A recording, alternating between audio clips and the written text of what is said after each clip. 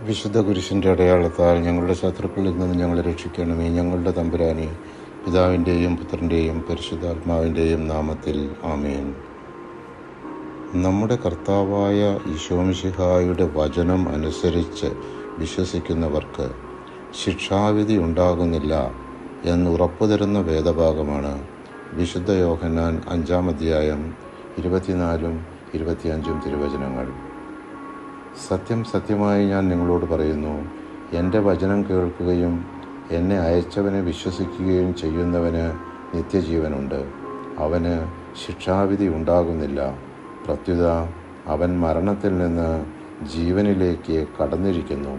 സത്യം സത്യമായി ഞാൻ നിങ്ങളോട് പറയുന്നു, മരിച്ചവർ ദൈവപുത്രൻ്റെ സ്വരം ശ്രവിക്കുന്ന സമയം വരുന്നു, അല്ല വന്നു കഴിഞ്ഞു. ആ സ്വരം ശ്രവിക്കുന്നവർ ജീവിക്കും. നമ്മുടെ പാപാവസ്ഥകളാൽ ഉണ്ടായിക്കൊണ്ടിരിക്കുന്ന ദൈവകോപം ശമിപ്പിക്കുന്നതിന് നമ്മുടെ കർത്താവിൻ്റെ പാടുപീഡകളെക്കുറിച്ച് നമുക്ക് ധ്യാനിക്കാം.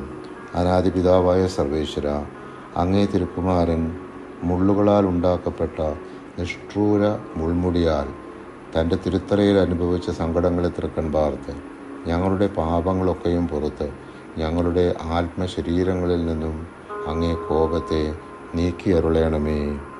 ആമേൻ.